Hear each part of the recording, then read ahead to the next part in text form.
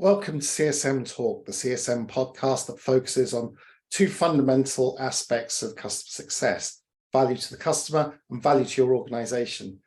Today on Rule 40 Success, I'll be asking my guest to focus on a particular area of the Rule 40: new logo acquisition, upsell and expansion, churn or profitability, and give their point of view on how they would partner with customer success to drive aspects of the Rule of 40 and how this delivers customer value.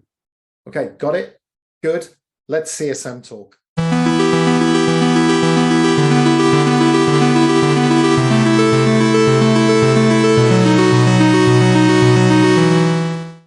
Today it's my great pleasure to have as a guest on the show Elizabeth Italiano. I'm going to hand over to Elizabeth now. She can introduce herself. Yeah, thank you, Kevin, and thanks for having me on this podcast. I'm really looking forward to the discussion today. So yes, as you mentioned, my name's Elizabeth Italiano, and I'm a managing partner with Go-to-Market Advisors. And so we specialize in helping diagnose and solve go-to-market issues and opportunities for tech and SaaS-based companies. So our organization, we are a group of former operators and practitioners. So we've been in the shoes of VPs of sales and CROs and VPs of CS. So we come from with a perspective of having been in that role previously.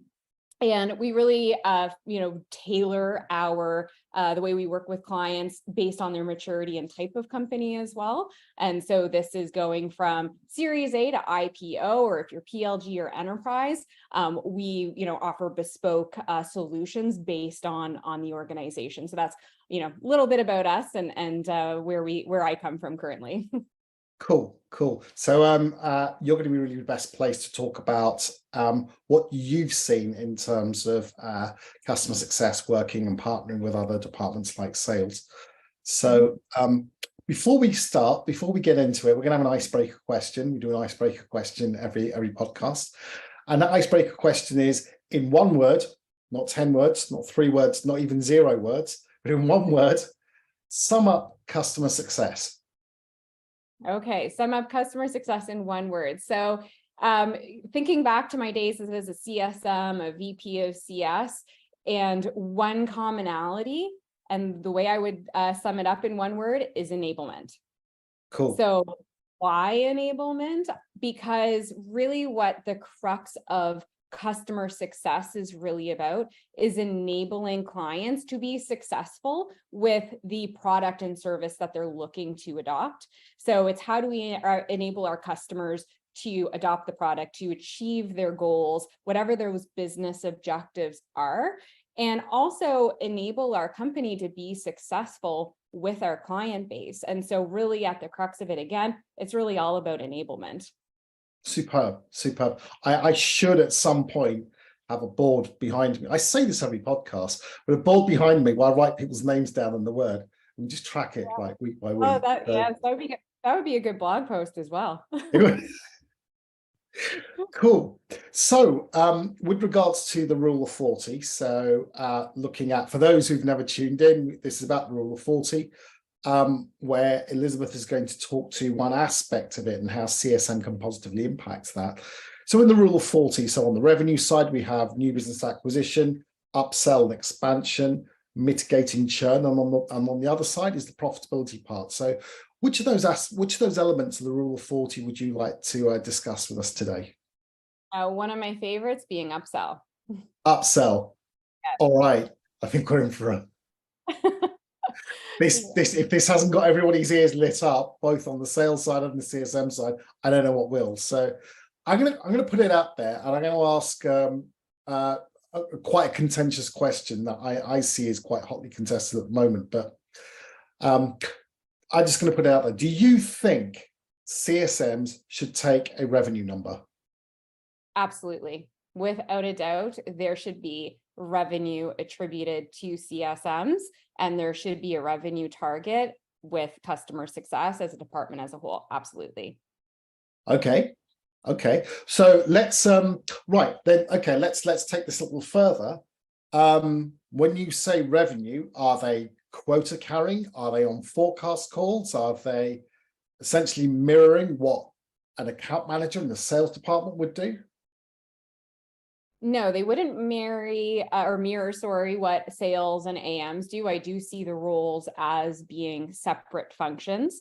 And I also think that it depends on what type of organization that the customer success manager is operating in, what their product is, and what their customer base is really focused on. So is this a PLG environment? Is it an enterprise environment? What is the go-to-market strategy? And then what areas that the CSM focuses on in terms of revenue impact varies based on the go-to-market strategy and the overall org structure and the customer experience. So what is best for the customer, and how do we make doing business with us easy, whether it's new business or whether it's add-on, upsells, expansion? How do we make that easy for our clients? So thinking about the customer experience. So there's not a one size fits all when it comes to whether or how CSMs are going to drive revenue and be responsible for revenue. And so I can give a couple of examples of that, but I think I interrupted a question that you. I just wanted a clarification point. So there's some people who might be watching this who don't understand what PLG and enterprise type means. So when we talk about PLG, we're talking about product-led growth, which are essentially the types of software, let's say like Asana or Pipedrive or something like that, where people can log in, probably start off free on a free plan. And then at some point they migrate to a paid plan, and these organizations typically have like tens of thousands of small customers that are maybe sub 5K. And then as they grow, you may have like numerous people within an organization. Enterprise teams come along and try to build those into bigger kind of deals. That's sound about right to you? Yeah, you hit the nail on the head there.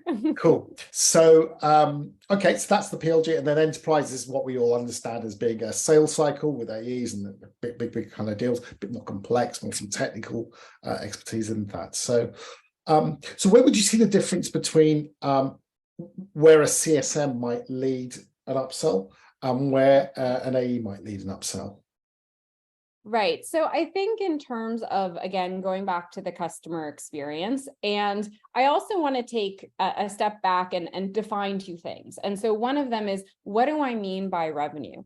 And so by CS owning a revenue number, that doesn't necessarily mean that they're always going to be closing and getting the signature on the contract. It could be that they have an ownership in the role of driving revenue. So this could be identifying potential leads that get handed off to another member of the team. Again, depending on what the jobs to be done are, what the roles and responsibility, and what the best customer experience is. So it doesn't necessarily mean that the CSM is the one closing that deal. So that's kind of area one. The second thing is what is an upsell? So when I've worked with various clients, I've actually seen a lot of different definitions within organizations around what upsell and cross-sell is. And I want to, make sure for the purpose of this conversation that we're all on the same page on what we mean by an upsell. So when I'm talking about an upsell, and we'll give an example, I guess that I think everybody could relate to. So let's say I'm going to upgrade my iPhone.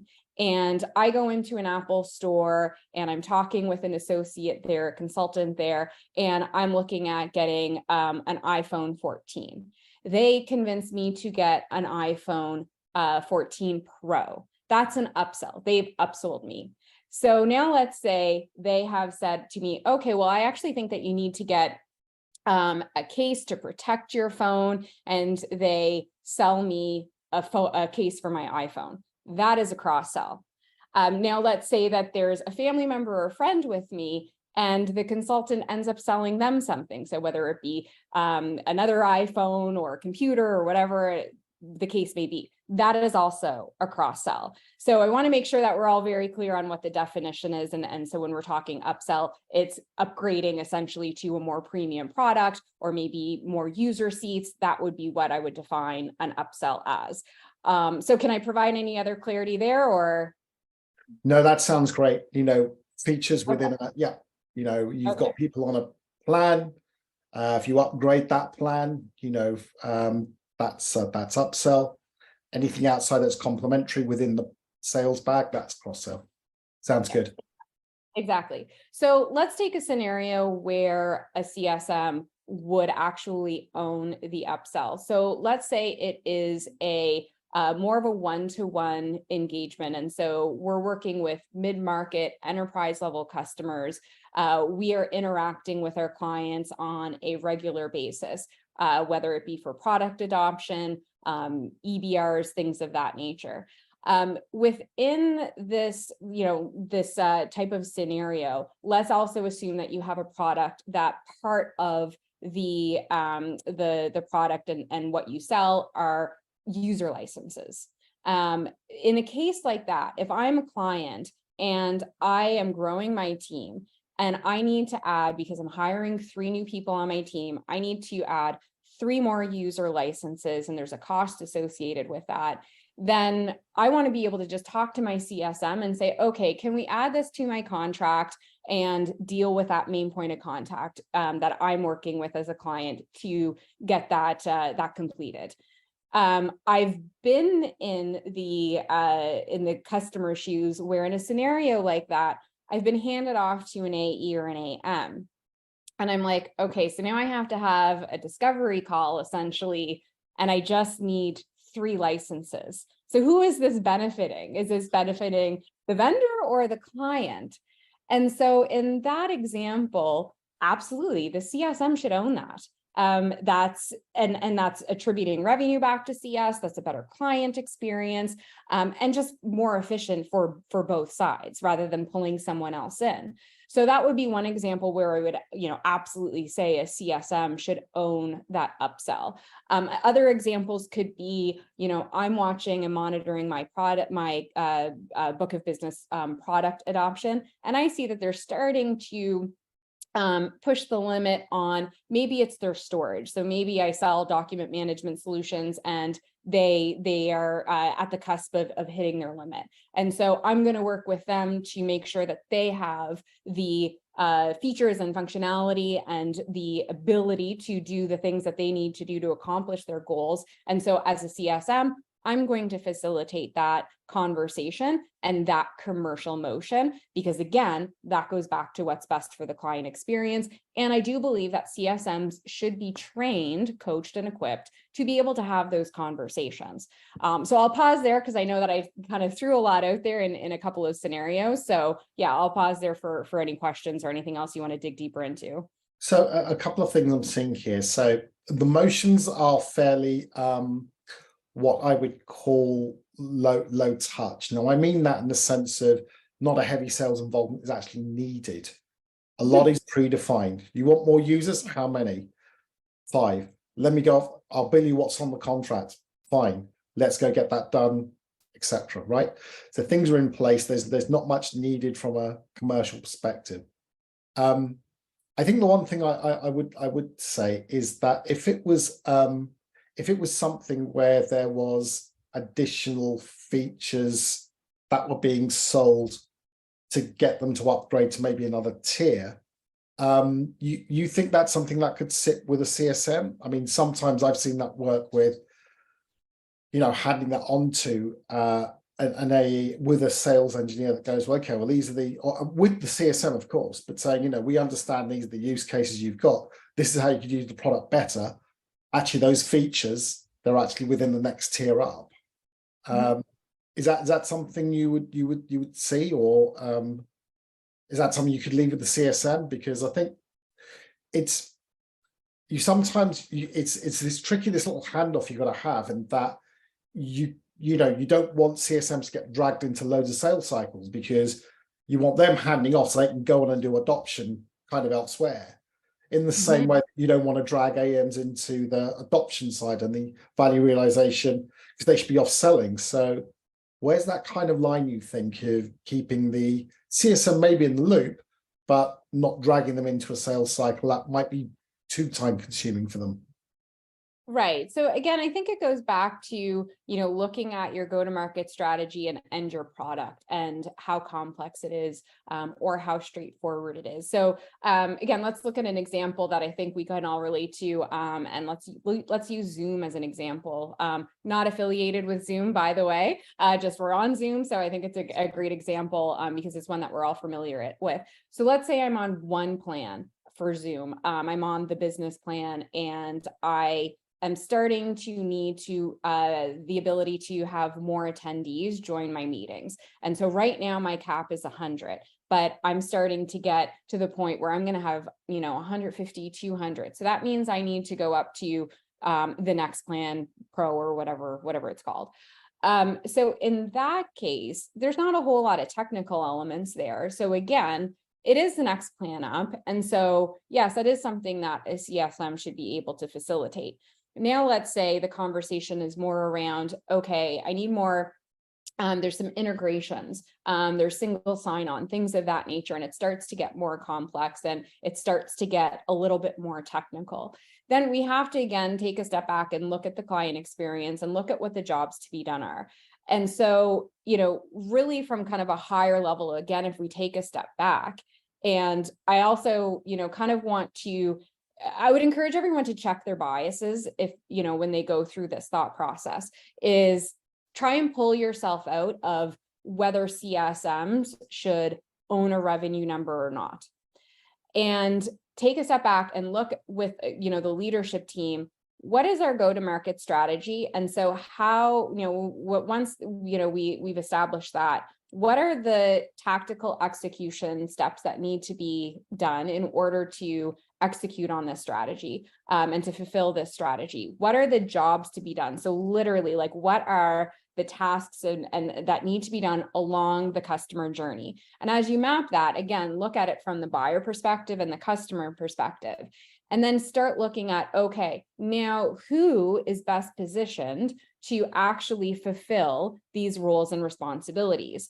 And then so once you do that, then you can start to see from, again, an unbiased perspective of who is really best placed to fulfill those job responsibilities and those activities. And so, yes, it does get a little bit more complex, and it's not black and white when you start getting into technical aspects. And, is a CSM now more focused on a commercial conversation as opposed to adoption? Then yes, we need to start looking at where that line is shared. And I'm not saying where that line is drawn. I'm using shared purposely because it should be a cross-team collaboration, whether it's with an AE and a CSM or an AM and a CSM, depending on, and sales engineer, depending on what your org structure looks like. And then drawing comp from there as well. So what are the KPIs that we put in place to drive the right behaviors and to drive, and incent that cross-team collaboration? And so there's a lot of layers to look at here. And I think I'm, probably answering your question with not as much of a straightforward answer as, okay, it should be like, A, B, and C. These are, sort of the ways to approach it. It really does depend on some of those nuances within your organization and the customer journey.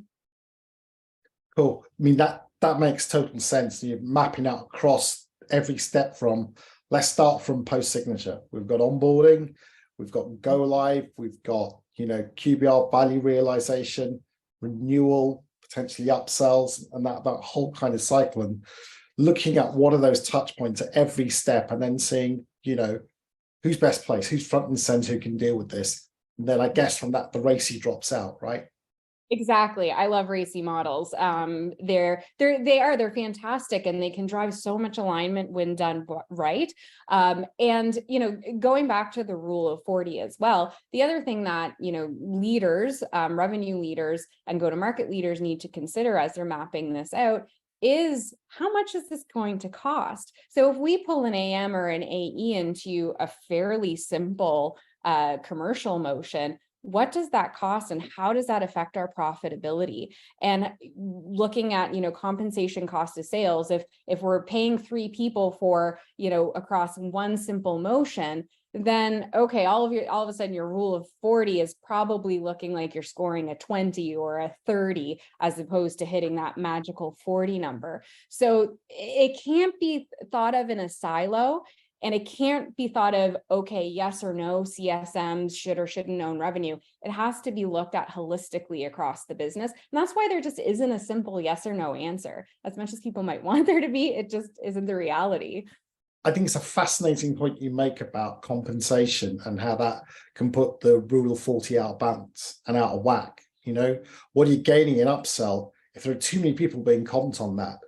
And not all the people should be on that, then you've got AE, SE, inside sales, and CSM. You've got all that comp against one just essentially revenue kind of transaction, which on the profitability side is going to drag you down. So really, really good point. Really good point. Looking at that. So when you've got this this kind of partnership set up between sales and CSM, what sort of leading indicators look like? What are the sort of leading indicators you look for to show that this partnership is healthy? So yes, that's a great question. So in terms of looking at it, whether it's healthy, one step is looking at the sales to CS handoff. And so this is whether it's going from new business, new logo to CSMs, or if it's going from an expansion sale that was owned by an AM and back to the CS team. So what does that cross-team collaboration look like? If that foundational element isn't there, then that's a huge, signal that there's something wrong. And so that's more of a lagging indicator. But when you start to see that happening with your existing customer base and there's no handoff, there's no cross-team communication, it can also become a leading indicator in that, okay, we signed these customers 3 years ago. There was never an introduction. There was never a proper onboarding facilitation that happened because the customer fell through the proverbial cracks. And so that can really be both a leading and lagging indicator. Other areas is that I look at is around how teams are sharing information and across the customer journey. So again, this is if there is an expansion effort that's happening, and let's say, for example, you look at lead gen efforts to the customer base, and the sales team is really focused on, reaching out, doing outreach sequences in the same motion that they're using for new business logos, and they're not looking at product adoption, they're not getting insight from the CSMs, then that's another signal to me that there is not a healthy relationship here, and that can negatively impact the customer experience, because it's very frustrating as a client or customer if you talk to two people within the organization and they clearly have not had any communication, and you're repeating yourself, you're saying the same things to two different people, and so that can really impact the customer experience negatively. So when you see that type of engagement and the silos, that's a leading indicator that, okay, there is something wrong here and broken, and it's going to start impacting the results. And go ahead. So how would you track that? I mean, I've got some thoughts on something I've done before, which was, account planning. If you have, and I'm talking about enterprise specifically more than kind of the PLG space, but if your CSM has 15 accounts, well, actually, if you look at you've got maybe a strat layer, and then you've got an enterprise layer. But if your CSMs are assigned to a set of accounts, they must be important to go to market, right? Either from a renewals perspective, we can't let them not have a CSM, otherwise there's a churn risk we can't handle, or there's upside in it, which the AM or the sales director wants. So is that something you see? Because I think tracking account plans, which are joint ones, which look at not just commercial ones, but putting customer health on it, and value realization programs on there, they give you the full 360 picture of whether this is a healthy account. Is it one that's seeing value? And if the stuff you want to sell into it is, if we got all three lining up, then these are the ones we really should focus our time on. So, is that one thing you might measure, whether this process is actually happening or not? Yeah. So if you have, an account plan that say maybe AEs and AMs are focused on, and then, you have CSMs that are focused on and running success plans or joint success plans, whatever your organization calls them. And there's no interconnectedness in that, then that's a big signal that there's some issues, and then that's going to have a long tail effect on your results. So being renewals, being upsell, cross-sell. Product adoption is another big one as well. So if we look at product adoption and we're not seeing the results that we need, and yet we're trying to sell into those accounts, and the account plan has no acknowledgement of the fact that the product adoption is unhealthy, that the CSM is single threaded, that there are tickets that are outstanding. If they're not reflective of each other, then that is a really big flag. And how to track that, back to your original question, is we need to make sure that all of this information is centralized. And so whether it's in a CRM or a customer success software, these things need to be tracked and visible across the organization. And so sales need to be able to see what CSMs are working on and their success plans. CSM should be able to look at account plans as well and see what the AEs or AMs are looking for or working on. And again, there should be communication and some cross-team collaboration. And so some ways that you can, look at reports, and you can look at data to align on this, is look at activity levels, look at, again, matching account plans and success plans, look at engagement as well. And so if you see that an AE is over-indexing on one contact and a CSM has had no engagement interaction, that could be a signal. Not necessarily, because it could be two completely different departments or subsidiaries, but it is a signal that something is missing in the engagement. Yeah, sorry, I couldn't help but smile. Situations where CSMs don't have access to power and they're being held by the AEs and sales directors.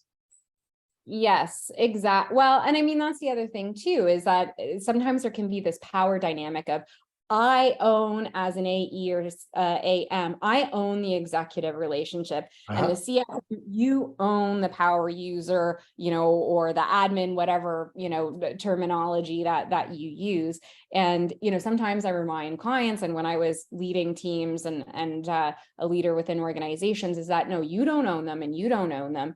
The organization is it owns this account, and you're helping orchestrate the customer experience within your roles. And so I think people need to again, to take a step back and really look at the customer experience that we're trying to deliver, and how that's going to help you achieve your goals as an AE, an AM, and a CSM. And this kind of also goes back to the comp conversation that we, very lightly touched on a few moments ago. And I think where I've seen the most success is when there are KPIs aligned across sales and AM. So sales being AEs, AM, CSMs, again, depending on your org structure. And so making sure that the KPIs that are in place have some sort of thread and tie that binds across each of these roles. So everyone is incented to work together. Everyone is focused on the same outcome. And so for a CSM, that could be, all right, I have a CSQL, so a customer success qualified lead target. But I also need to make sure I'm focusing on adoption. So I also have a customer success health score that is part of my KPI. and my compensation. So the roles don't have to be compensated on just one KPI. You can create, 1, 2, maybe 3. Beyond that, it starts getting too complex and hard to manage and measure.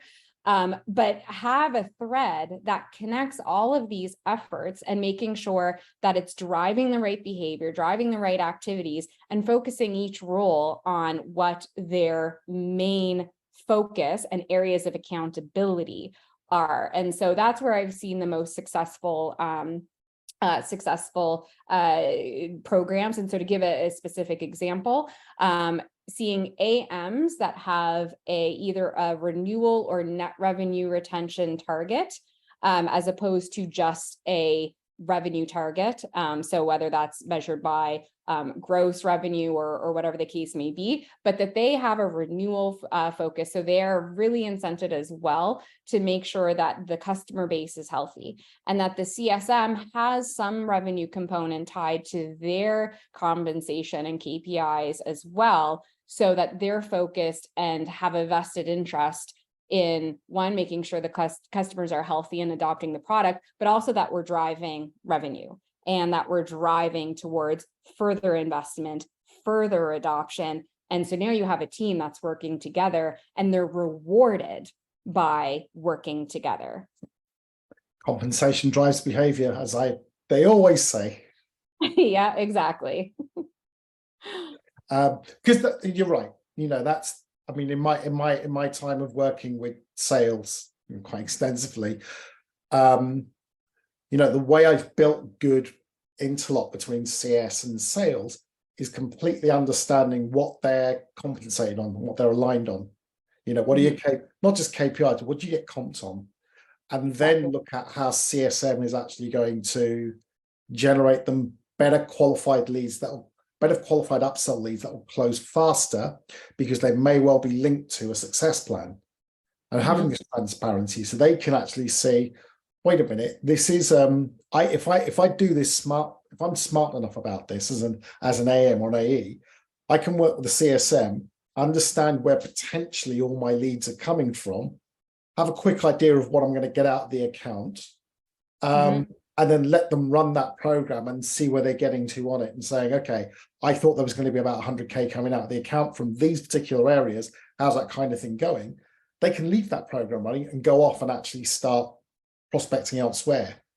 AEs and AMs, they drown themselves too much because they look at their sort of biggest accounts and go, I've just got to be on every call on all of those accounts.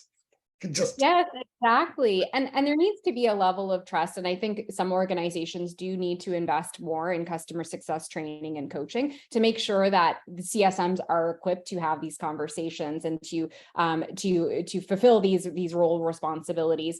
And don't get me wrong, there's a lot of CSMs out there that are, but I do see a lot of underinvestment in CS where we're not equipping them with the skills that they need in order to, help drive some of these commercial elements. But where I've really seen some really fantastic results and fantastic customer experiences is when the CSM and AM or AE, whatever the case may be, are working together and on strategy and execution when it comes to a shared book of business, and they're co-hosting EBRs, so executive business reviews. And they're really focused on, okay, we're going to work together to make sure that, one, the client is healthy and adopting and fulfill and achieving the goals that they've set out to achieve through using and acquiring our product or service. But also now I'm going to work with you as a CSM to make sure that we're sharing that value with new stakeholders that maybe you're trying to cross-sell into, that are then going to become my stakeholders as well once they've signed on, and I'm going to help adopt them. And then you see that, okay, now we are partners with this client. We're not just a vendor, we're partners, and we're providing value with their existing usage. We're providing value with insights on how they can further their success and achieve other goals and fulfill other business priorities through increased adoption. And so everyone wins in cases like that. Superb stuff. This has been really, really fascinating. We could go on for the rest of the afternoon or morning in your case. If people want to get in touch with you, is the best way to do that through LinkedIn? Yeah, LinkedIn, or you can email me at elizabeth@gtmadvisors.com. Either way, whatever's easiest for you. Happy to answer any questions based on this or anything else that you might want to chat that's go-to-market related.